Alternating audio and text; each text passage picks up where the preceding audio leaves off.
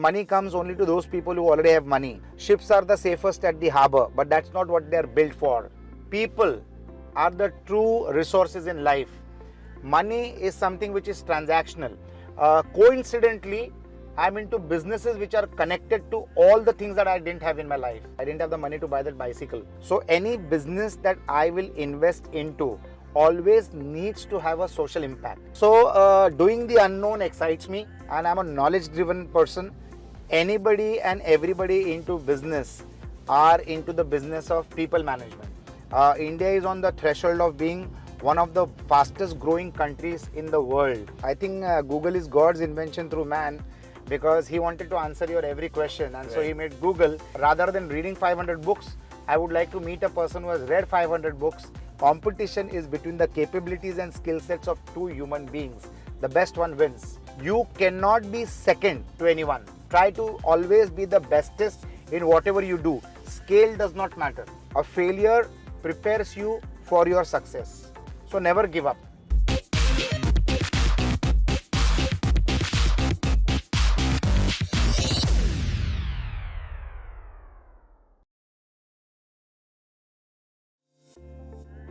Guys, our today's guest is very special.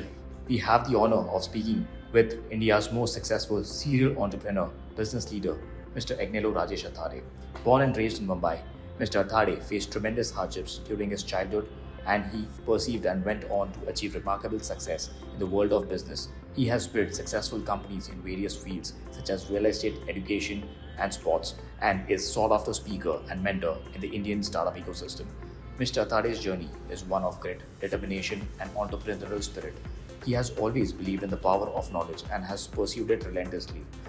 Earning himself a reputation as a lifelong learner, he has always been actively involved in social initiatives, philanthropy, and has received numerous awards for his contributions to society. In this podcast, Mr. Athaide will share with us his insights and experiences in the world of startups, as well as his personal philosophy and approach to life. So, without any further ado, let's welcome Mr. Agnelorajesh Athaide to the show. Let's keep the interaction real and talk about things which we probably wouldn't get to hear at universities and MBA schools. What we would like to know from you is the perspective about life and business and how to go about it, because there is no fixed script we have with us, right? So let's go back in time and talk about the days when you were selling disco bindi at the age of 13 in 1982. What was your experience like? So the experience then was fantastic. The experience today is definitely fantastic. Only your scale changes, but the attitude, the thought process, the daring to do something that you have never done before, that remains the same. The only difference is with experience and exposure and your additional knowledge because of experience. Experience and knowledge put together converts to wisdom. So you become wiser by the day when you're doing an activity from a very early stage of your life. And I think I've enjoyed that journey 13 from the age of 13 till now, and whatever life has to offer me in the future by the grace of God, whatever number of years that are pending probably. So it's a very interesting and exciting journey, and I've loved every minute of it. Absolutely. You started off as a door-to-door salesman. And what was your experience with respect to entrepreneurship? Because that was your first taste of going out to the public and meeting your consumer base.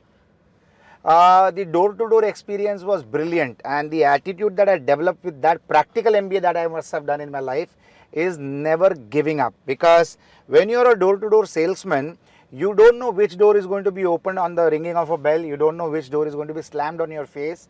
You don't know who's going to buy. You don't know who's going to curse you and abuse you. Yeah. In spite of that, without losing enthusiasm, you still ring the next bell. So there might be somebody who has banged their door on your face saying that this is not allowed here and why are you doing this and stuff like that. But still, with a broad smile on your face, you have to go to the next building, you have to go to the next door, and you still need to ring the bell as if the next person who's going to open the door is going to buy all that you have to sell. So without losing enthusiasm, you have to keep carrying the same energy. And trust me, friends, that is what I learned in my initial career of being a door-to-door salesman. It gave me friends, relationships, psychology of people, attitude of people, gratitude of people. It was an amazing journey. The best part of my life experience, business experience came from those kind of efforts. Right. In the initial days where the stock market had collapsed and the data entry jobs, you went from having 8 computers to having no work at all. How did you cope up with the setback?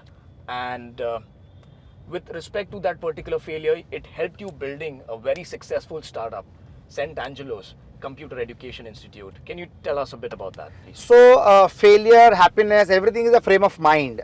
And I was doing data entry jobs during the last year of my graduation. That was in 1993. And 1994, I started data processing jobs.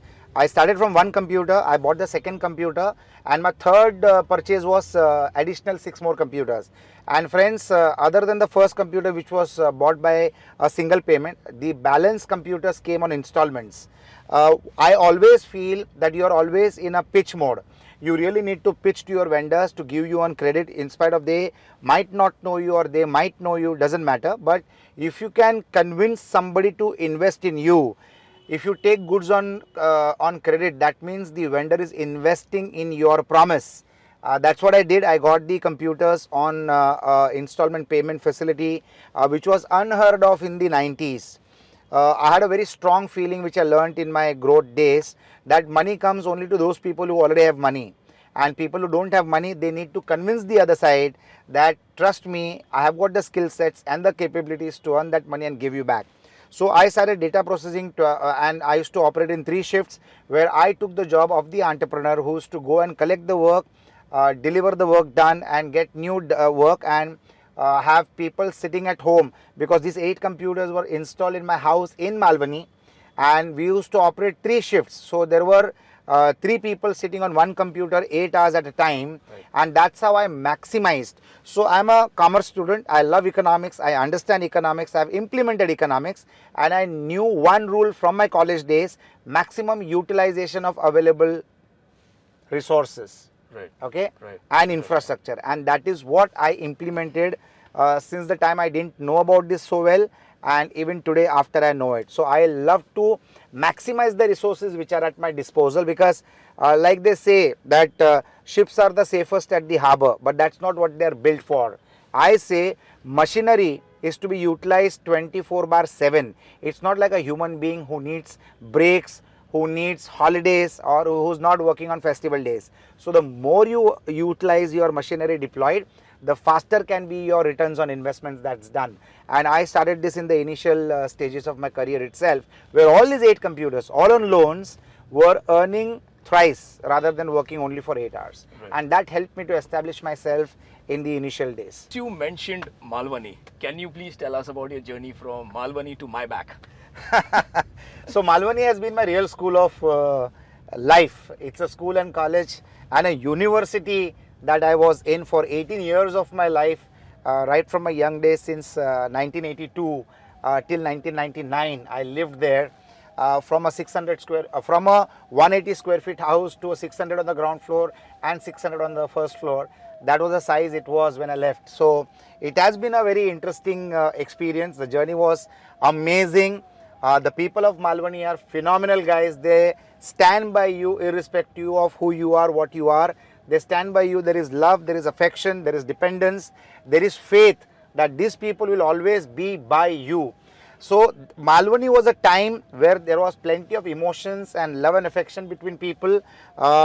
Majority of the people didn't have the money or the luxuries of life, but there was true laughter, there was joy, there was dependence on each other. It was a very powerful and a strong ecosystem where people, whether you're related to them by birth or whether you're related to them by blood or not, they still had the same affection for each other. Malvani as a university teaches you how to live in scarcity, how to nurture your ambitions, how to be fearless, because when you have nothing to lose, you don't have to fear anything, right? Because there is nothing below that. That was the bottom of my life at that point of time. Well, economics is not everything in life, but when we didn't have money living in Malvani, what I learned was humanity, emotions, relationships, the importance of people in your life.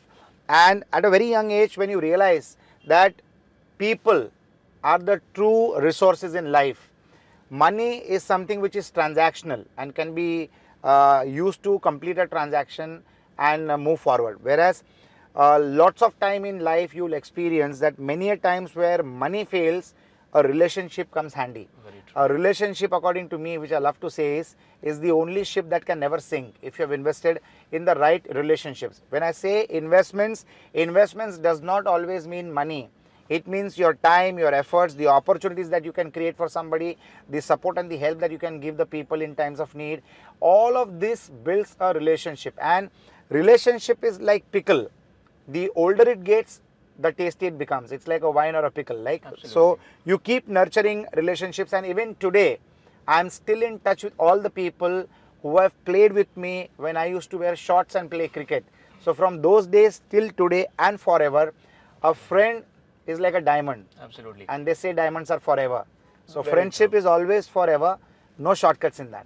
When you spoke about emotions, the things which you could not experience as a child are the businesses you're involved in, are associated with today. So, what is your experience and how is your curation of this entire process? So one of the inspirations that I have had in life is Steve Jobs, who always talks about connecting the dots.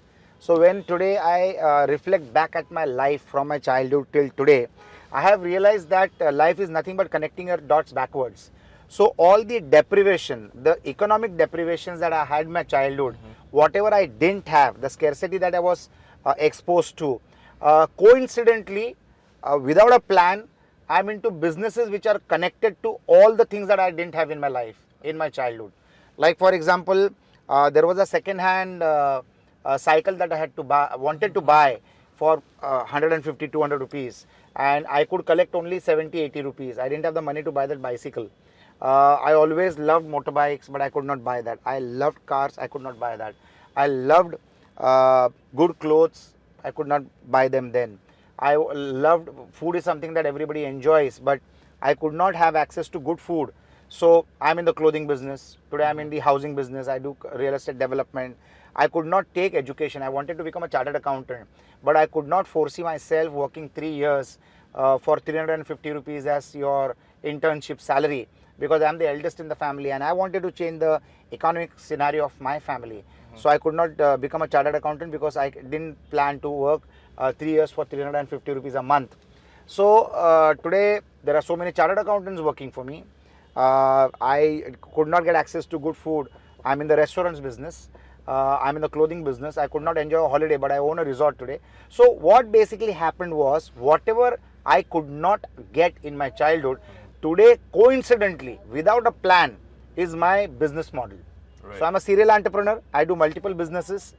Computer education is something that I could not afford to join because I didn't have money to do computer education. But today when I see, I started computer education and we were one of the largest computer education company in the city of Mumbai, where I had 43 outlets in every nook and corner of Mumbai, Navi Mumbai, Thane, Pune and Nasik.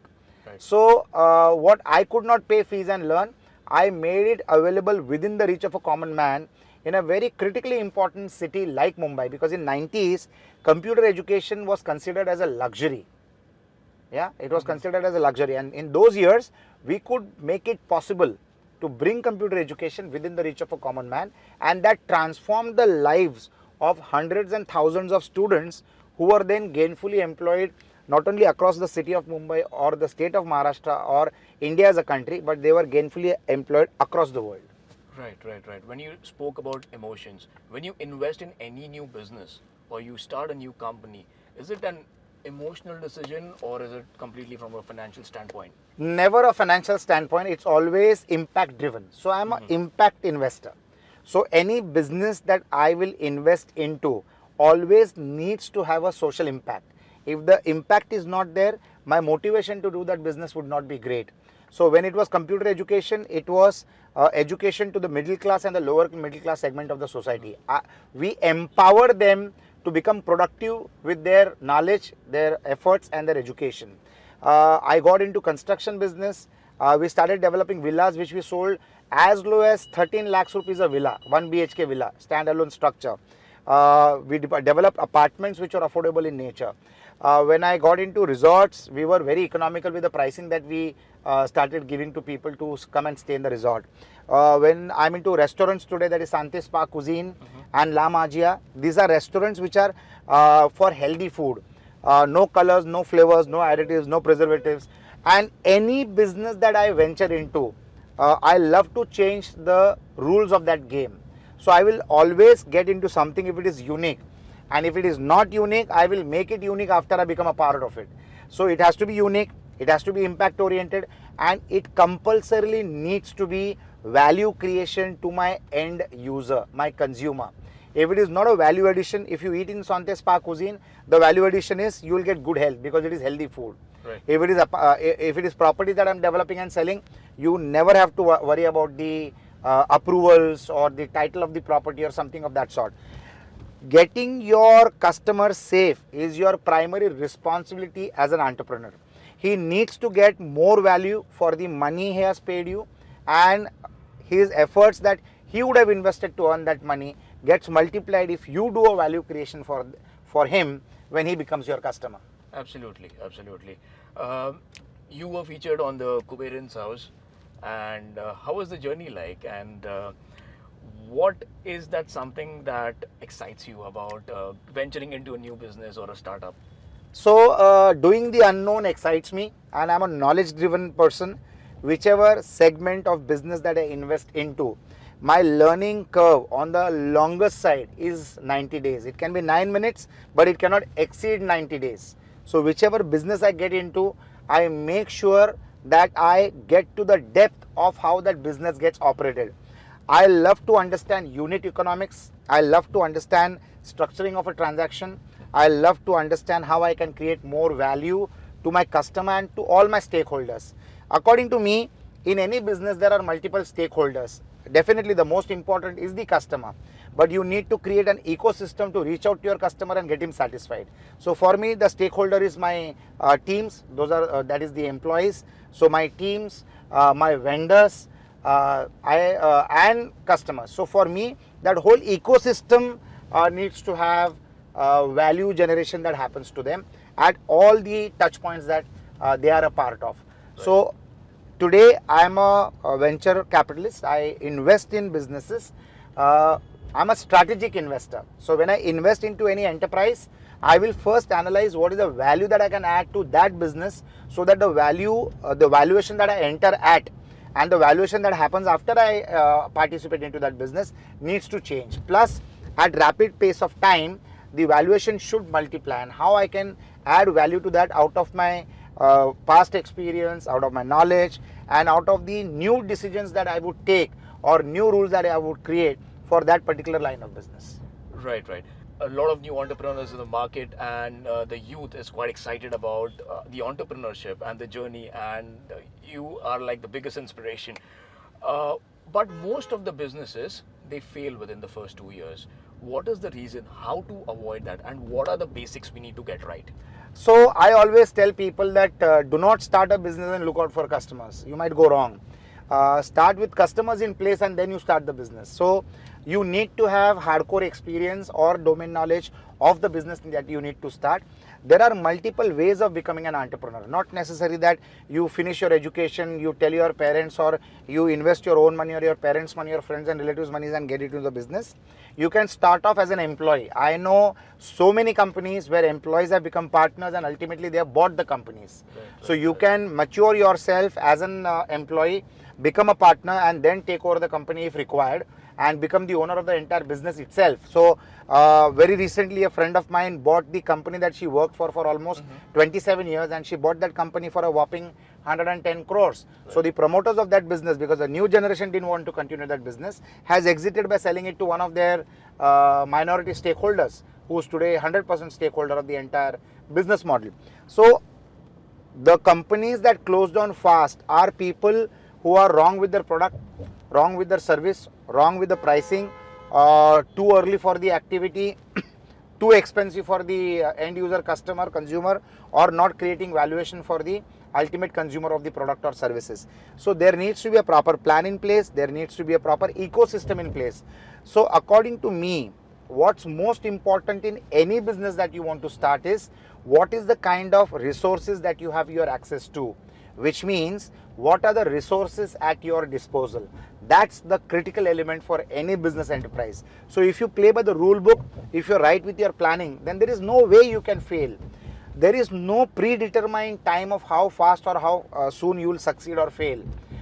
Companies fail in the 6th month, companies fail after the 10th year. It depends on when you start going wrong. And before that, if you can pull the plug, it is great. Otherwise, you'll have to wind up. But then you need to understand when to call it a day. So I think those are all strategic decisions that one needs to take as an entrepreneur. The first generation of entrepreneurs in the market right now, they need to start from somewhere, from resources, as you spoke about the ecosystem. But how do you get involved in an ecosystem, or how you create one? So what is your viewpoint on how to get started with the first round of funding? Anybody and everybody into business are into the business of people management. When you talk about people management, all your stakeholders are people. Yeah, your employees, your vendors, your customers, your partners, your collaborators, government officials, they are also part of your business anyways. All of these are people. So as an entrepreneur, you need to become a very good man manager. If you can manage people and you can manage their emotions and if you can manage their egos, then you can become a very successful entrepreneur.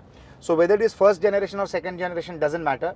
What you should start doing is start understanding people, their requirements, what makes them happy, what puts them off, and use it in the right way, in the right proportion to the advantage of the growth of your business, but not at the deficit of somebody else. It should benefit them also and it should benefit you also. So managing that ecosystem is critically important. Your only agenda, for all the people who are watching this, your only agenda should be, as early as possible, start getting into friendships and relationships which have to be nurtured for life, and every relationship needs to be worked on. It cannot be auto mode. They will not start liking you just because of who you are. They need to experience your commitments, the way you react, the way you behave, the way you present yourself, the knowledge that you carry, the knowledge that you display. Now all of these are traction points. When this collectively cumulative put together, they establish you as a dependable person with whom business can be done. So if you're fundraising, all these elements will help you. Third party testimonials will help you, because today, whether it is a marriage, a business proposition or an investment opportunity, you are cross verified. People ask about you, people talk behind your backs. They need to understand from independent sources on how this person is to deal with. So you need to be always in the alert mode to ensure that throughout your life you need to maintain relationships in a very truthful way, nothing fabricated, in a very truthful way, and be transparent to who you are, so that at the right time you will get testimonials which will convert big opportunities to your side, along with additional facilities like being invested, or being your customer, or being your vendor, or giving you a credit period, or giving you financial assistance. So whether it is a first time fundraising or the third round of fundraising, doesn't matter. It will be smooth if your ecosystem is strong, your business idea is brilliant, there is a scarcity in market for what you provide in terms of product or services, and you have got the market capability to scale up your business locally, nationally and internationally. Absolutely. So now we know that the crux of business and how to go about it, your personal life, from a business standpoint, what you should do and what you should not do. Now, once you have made it in life, what would you do? What do you personally like to do? Well, I love to travel. I love to watch a lot of content. I love watching web series, movies and stuff like that. I love meeting people. I love hosting people for dinners. So I'm not a party guy, but I'm a gatherings guy. I love to have people around me. I love to be around people at all times, and I love to learn. My best learnings come from the people that I meet. So and the length of the meeting is not important. The meeting is important. So I love to meet from the people that I meet, and I'm blessed to have some wonderful relationships, not only in the city that I live, or the state I'm from, or the country that I have been born and brought up, but all across the world. So I've got relationships in majority of the cities of the country and majorities of the countries of the world. So it's fun. So I just love to travel, and I keep investing in new businesses today and making them grow bigger. And which is your favorite travel destination? Well, the cities that I love in that particular order is London, Dubai, and Atlanta in the US. That's the sequence. But I've been to St. Petersburg once and I have loved that city. Whereas Dubai, London, and Atlanta is concerned, I have traveled them many times. For starting a business, what do you reckon? How supportive is the Indian ecosystem or the Startup India movement? Is it more feasible or more convenient to set up a startup overseas in like a free port like Dubai or Singapore for that matter? So we see a lot of startups migrating. And what do you think? What is your viewpoint on this particular aspect? So I think India is the best platform for any kind of a new business venture because India is a huge country. India is a world in a country. The opportunities of creating resources, the opportunities of creating a customer base, the opportunities of establishing a marketplace for your product or services is humongous. So I think today India is on the threshold of being one of the fastest growing countries in the world. In fact, it is predicted that by 2047, India will become an economic superpower. Now, that is what every entrepreneur needs. And this growth can happen only with good government policies in place and good entrepreneurs with the zeal to make it global. At the same time, be the best players in the local market. So, global is the new buzzword. And if you're an entrepreneur who's going to be global, I think the opportunities are humongous. And this is the right country to be in because the fastest pace of growth on planet Earth today is India. This is the fastest place of growth for any business today. Looking at the per capita income of the country and the ticket size, how much do you think is the maximum ticket size on an app-based platform or on a general business trajectory we can reach? So there are investors with different appetite. There are investors who would like to begin from 25 lakhs onwards, and there are more number of investors from 25 lakhs to 25 crores. The bracket is the broadest. You have got maximum number of people investing into these brackets. There are people who want to invest up to 1 crore. There are people who want to invest up to 10 crores. There are people who go as high as 25 crores also, depending on the business proposition and depending on the capability of the person who's wanting to raise that money and depending on the scalability of the business model in discussion. So these are various parameters, but up to 25 crores, I don't think so should be a challenge. Beyond 25 crores, there is institutional money which comes into place in majority of the cases. And institutional money gives you a bigger and a better enough, larger muscle to the investment possibilities that can happen. Looking at the Indian market, what do you think is more suitable for the Indian audience with respect to the product market fit? Is it more inclined towards the service industry or more towards the product industry, or like a physical tangible? So it's a perspective of how you look at India as a geography, as a market, as a country, and the future. Because with 140 crore population, we have got enough population which can become a very powerful domestic market. That's one. True. And India is the largest middle class society in the world. So that's an advantage. At the same time, when you have 140 crore people, automatically these people can provide a lot of services, not only to the country but to the rest of the world. So services as a segment is growing and multiplying. Market as a marketplace, India is flourishing because so many people have so many needs. So the products also play a very critical role to the same population. So I feel it's a mix of 50-50. Products are required, also services are required, and the service provider is a customer himself, and a customer is a service provider also. So I think I can have a mix of 50% of product market, 50% of services market. What would you focus more on, the luxury aspect or the price competitive aspect, where we see a lot of products positioned in affordability zone, like we have Reliance, we have the Tatas, and then there are luxury brands like Apple. So where do you see yourself positioning your product in the industry? So I would position my product in the industry like a Tata, which does mass products, which does class products, which does super class products also. But what Tata notifies in the mind of a consumer or a citizen is trust, dependability, reliability, factuality, no bullshitting in whatever they are doing. So that is the route that I would prefer. Of course, I'm a big time admirer of Apple as a company because they have really brought a revolution in the world by creating products which have multiplied the productivity of users like me. So definitely, so value wise, Apple is one of the most valuable companies in the world. As far as market share is concerned, market share in the proportion of the research and development that they have done is small because they are expensive. So they don't have a large number of consumers like the other companies which use Android, but definitely the people who run the countries and run the world operate on Apple most of the times. So they have created a value proposition. They are expensive, so they cannot be afforded by anybody and everybody. But I also love and admire Apple because they have really transformed a lot of things that the world is enjoying. And any company or any individual or any business which makes a human being productive becomes a very valuable organization for the entire ecosystem.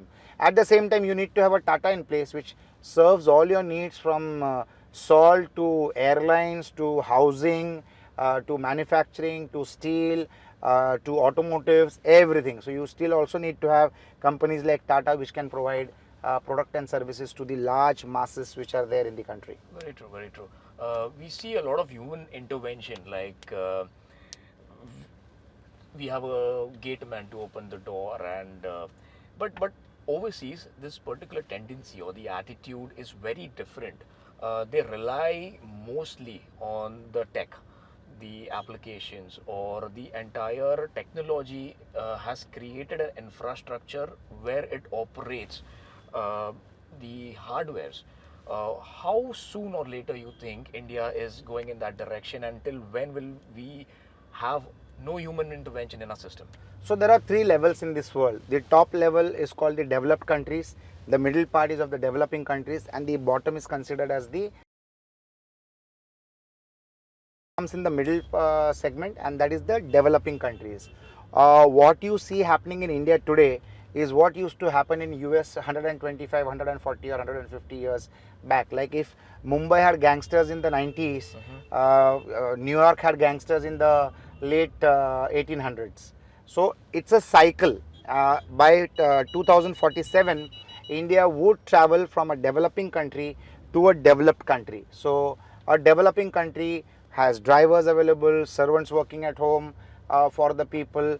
You can delegate the mundane things to the other people. All of that happens in a developing country. Once the country becomes developed, then the culture becomes DIY. Do it yourself. Drive your own car, clean your own kitchen, make your own bedroom, feed yourself well. And if you don't want to feed yourself, then you go out and eat in the restaurants, which is again expensive and consumes time, money and efforts, all three.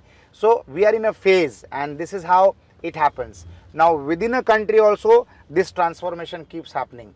From a village to a tier 3 city, from a tier 3 city to a tier 2 city, from a tier 2 city to a tier 1 city, that is a metro, like a Mumbai or a Chennai or a Delhi or a Calcutta. So the transition also happens within the same country as well. So there are two moving spheres, one on the global level and one within the country level. So a village is becoming a mini town, a town is becoming a 3-tier city, a 3-tier city is becoming a 2-tier city, and a 2-tier city is becoming an urban city. Like Bangalore today is an urban city, a fully urban city. Coimbatore is an urban city. Pune is an urban city. It's no more a tier 2, tier 3 city. It's an urban city. So that's what is the transformation that's happening, and along with that, this transformation happened when people also change their lifestyles. And that's how it's happening. Like getting people in some parts of the country to do your mundane work is becoming difficult by the day, whether it is drivers or whether it is employees in your organization or whether it is cooks, it's becoming difficult. So we are moving towards becoming a developed country. Right. I remember this one time I called you from Australia when I was studying, and I asked you about the job market or the immigration and visa, and you were very quick. Like, this particular policy had changed a day prior and you were aware about it. How do you keep yourself so updated? I research a lot, I Google a lot, and I think Google is God's invention through man, because he wanted to answer your every question, and so Right. he made Google, and Google is nothing but a collective information from the people all across the world. Right, right. If you are updated with information, you are able to take the right and the best decisions possible. As an entrepreneur, 24/7, what you are always doing is only decision making, and decision making can happen only when you are well informed. I am a knowledge hungry person. Either I'm reading content, or I'm watching content, or I'm interacting with people who have a lot of content on them. Right, So right, right. I love to say that rather than reading 500 books, I would like to meet a person who has read 500 books, spend that 1 hour with him, because the total outcome of those 500 books can be taken from that person in 1 hour. It shapes your attitude, it shapes the way you behave, it shapes the way you talk, it shapes the content that you discuss. That all, every human being who is interacting with somebody is a total sum, a culmination of whatever books and experiences that that person has enjoyed in his past years or months or days or whatever.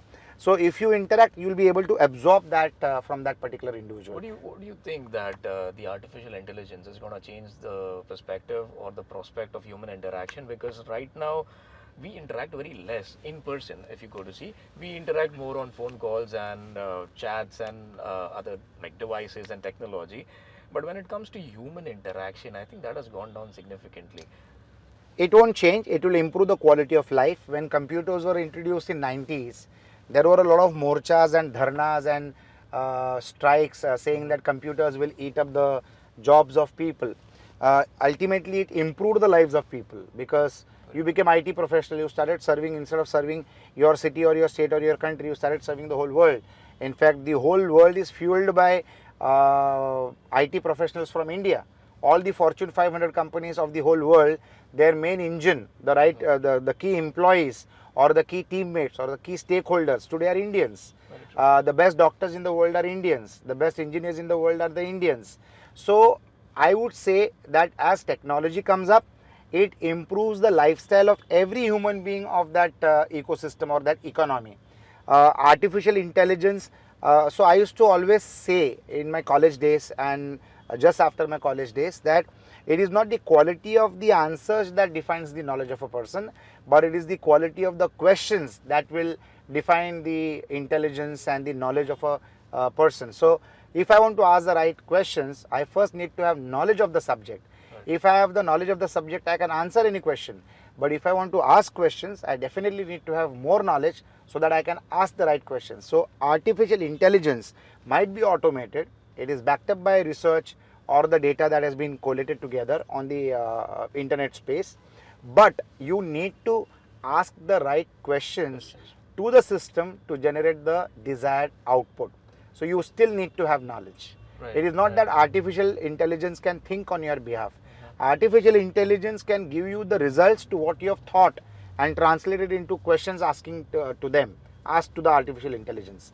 But it will give you answers only on the quality of the question that you ask. So in the quality of input will define the quality of output. Artificial intelligence, machine learning, blockchain, crypto, all these are going to empower the productivity of human beings. So what I had to, before the computers came in, I had to research on something that could have taken me 9 months. After that, Google came in, and if you want to research, you can get that done in 9 minutes. Very true. And now with artificial intelligence, if you ask the right questions, the same job gets done in 20 seconds. Very true. How often do you use ChatGPT? I use ChatGPT every single day because I keep creating a lot of content, and I love to create content, compile the content, package the content, and get it redistributed again. Right. So I use ChatGPT a lot. For me, before ChatGPT, it was Google. Right. Now that Google has been replaced for me for ChatGPT. Correct. ChatGPT is artificial intelligence and machine learning. All the information which is being collated on the mass scale, that is being processed to answer the questions that you post in artificial intelligence. Right. Very true. Absolutely. What do you think the next big thing in India is? The next big thing In India, what do you think the youth should focus towards or develop themselves in, that this is going to be the next big thing, like the .com boom that happened, but obviously it collapsed after a while. Now we are heading towards the AI and artificial intelligence and the blockchain, as you see. So, what do you think is the next big venture? So artificial intelligence does not mean that everybody has to become the professional of artificial intelligence. Artificial intelligence means how you can use technology with the help of artificial intelligence, with the help of machine learning, and how can you connect that knowledge or that expertise to the business that you do. For example, if we are operating Sante Spa Cuisines, then how can I use artificial intelligence to understand on how I can implement a you can say the business of hampers or a subscription model. How can I search out for people who are looking out for healthy food? How can I understand the preferences of people by googling for that information with the help of machine learning and artificial intelligence? So what basically happens is the dot-com got busted purely because too many people wanted to do the same thing. So instead of doing the same thing, you need to understand that you have to continue the business that you have, but you need to operate it better with the advantage and with the addition and inclusion of technology to empower your product or services to become a better product or a better service. It does not mean that I will start a business in artificial intelligence. It does not mean that I will start data processing activities with the help of machine learning. It means I will use machine learning, I will use artificial intelligence to the businesses that I am doing, whether it is construction, whether it is hospitality, whether it is restaurants, or whether it is security tech, or whether it is fintech. Doesn't matter. I just need to empower my ongoing businesses with these new technologies into play. How about we have a rapid fire round with you? Sure. Bootstrapping or venture capital funding? Venture capital funding. Build or buy technology? Buy technology. Online or offline marketing? Online marketing. Single or co-founder team? Co-founder team. Scale or profitability? Scale. Lean startup or a traditional business plan? Lean startup. Early adopters or mainstream out customers? Mainstream customers. B2B or B2C? B2C. In person or virtual meeting? In person. What is your go-to platform for networking? My go-to platform there are multiple platforms for networking, but especially where knowledge sessions happen. So my go-to platforms currently is a platform that I co-founded, which is called Business Opportunities Club, a platform which I'm a very active part of, that is a Christian Chamber of Commerce and Industry, a platform where I do a lot of networking, that is Corporate Connections, which is present across the world. So these are the platforms, and apart from this, I love to share knowledge, so I get invited to be as a speaker. So I just go and I enjoy speaking at those sessions, and rather than sharing something with them, I get to learn a lot when audiences ask me questions. So that is my takeaway from those kind of sessions where I go as a speaker. So it's a win-win all the time. We see that you have inclination in sports. I know you also own a sports team, a football team, if I'm not wrong. Yes. So Singham Titans. Yes. Yeah. So can you speak about, like, can we know what is it about? So India conducted the world's largest Premier Futsal League in the year 2018, and the St. Angelo's VNCT Ventures Chennai Singhams was the team that we had, and my team's captain was Hernan Crespo, again a stalwart player, and my team also had Falcao, who's one of the world's best futsal player. The tournament had players like Ronaldinho, Ryan Giggs, Paul Scholes, Michel Salgado, Figo, Falcao, Hernan Crespo. All of these were the stalwarts of the football arena. Futsal is a smaller version of football. So it's like how you play box cricket. Similarly, you play on a smaller ground, you play futsal. So it's a very brisk and a very fast game. So I had the inclination and I had an interest in that. So we started the Premier Futsal League, in which I owned the Chennai Singhams team. Then I started I became a part of the Tony Premier League, which happens in Bandra box cricket. Then we started Women's Throwball League, where we owned the league and we had a couple of teams playing for the throwball. That was the Women's Throwball League. We started a Children's Football League as well. So I have great inclination towards sports. I must have supported hundreds and thousands of cricketing events, kabaddi events, football events, basketball events, throwball events, kho-kho events throughout my working career since 1993 till today. So I have been a part and a support to a lot of sporting activities. I love anything that is competitive in nature, because I feel that competition is not between two countries or two companies or two products or two services. Competition is between the capabilities and skill sets of two human beings. The best one wins. And I also love to keep saying that even when there are 10 Mercedes cars in a race, in spite of all being a Mercedes cars, one will win. The guy or the girl who drives it the best. So you need to be best in your capabilities. You cannot be second to anyone. Try to always be the bestest in whatever you do. Scale does not matter. Scale does not matter. So like, for example, if I am doing real estate construction, my scale might not be nothing compared, it will be nothing compared to a Tata or an L&T or a Mahindra or any other big real estate player. But can my product be better than theirs? Absolutely. Yes, that's what I do. So like, I have utilized the services of Suzanne Khan, and I have created affordable villas. I have created beautiful building structures in Coimbatore, in Bandra, in the white villas at Shahpur. Right. So it is the attitude that matters. And I'm a brand guy, out and out brand guy, because brand promises you quality, right, delivery, longevity and value for money. So I am a guy who will create and collate multiple brands and create a new brand out of it. So that's what I did with the white villas at Shahpur. That's what I do at white villas at Kasara. That's why what I've done at St. Angelo, Santa Rita and Bandra. So it is the attitude that matters on what you want to do. In that price point, for the value that you are creating to the customer, I would say that I can beat the best players in that particular sector or segment. So it depends on how you play the game. And I love to say this, that every game has its own rules. When you play football, you can't pick the ball, you need to kick the ball. If you play throw ball, you can't kick the ball, you have to pick the ball.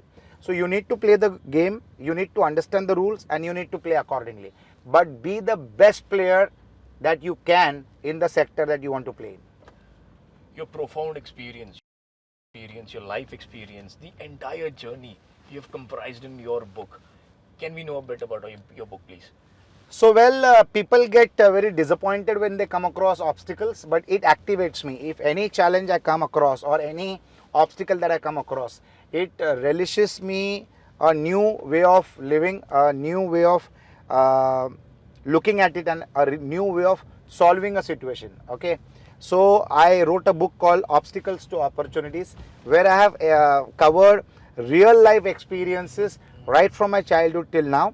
I was lucky enough to get it printed and published by the Times of India. They found the content worthy enough to be covered and featured and being published and printed and circulated by the Times of India. So it's a book which is being put together with all my real life stories, real life experiences and the anecdotes that I have earned in the journey as an entrepreneur. How do we deal with failures in life? Well, it depends on how you look at the word failure. I don't look at failure as a failure. I will say that a failure prepares you for your success. So never give up. Okay. So when e-commerce happened during the pandemic, I burnt a lot of money because the world moved ahead in pace that I had never seen before. So the judgments that I did on day 1 and the results that came on day 30 were dramatically different than what you envisaged. So I invested a lot of money in e-commerce and in financial terms it was a failure. But in real terms, that knowledge which I have gained, so like you cannot, if I go and do a course worth 2 crores in Harvard, I cannot say that I lost 2 crores.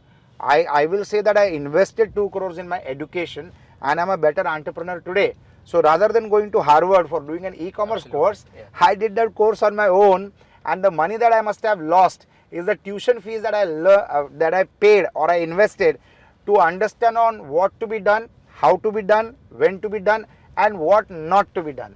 True. So that is what I experienced. So I don't consider a situation or a result as a success or as a failure. I consider it as a learning moment. What can one do to become the next Rajesh Athaide? Nothing. Have belief in yourself, build your capabilities, try to compete with yourself, create your own mental balance sheet at the end of the day before you go to sleep, when you fall back on bed. Be happy and peaceful with yourself. Do not compare what you have achieved and what you are achieving in comparison with people who are lesser than you or ahead of you. Always try to challenge your capabilities. Don't become complacent. Always try to do something that you never did before, but always have the confidence that at the end of the day, you will win. At the end of the day, you will reach out to resources which will help you to that victory. So, domain knowledge expertise, mandatory. It's a given. It's no more a qualifying point. Your domain knowledge expertise has to be there, and you have to have the learning curve to cross that domain knowledge expertise phase or stage. So like I said, for me it's 9 minutes to 90 days, not a day more. 90 days ke andar any new business that I am doing, I have to get to the bottom of it and make sure that I don't lack in any aspect of that particular sector's domain knowledge. Right.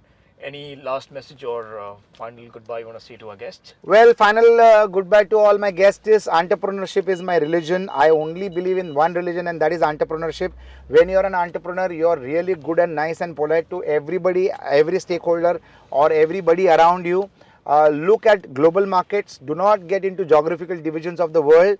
Do not think about getting a visa or a passport to travel. Think the whole world to be a small village, and think that you are born in a great country like India, which is going to be the next economic superpower by 2047, and calculate on how you can contribute to this beloved country of ours, to this great country India, and what role can you play in transforming India from a developing country to a fully developed country like the US or European countries.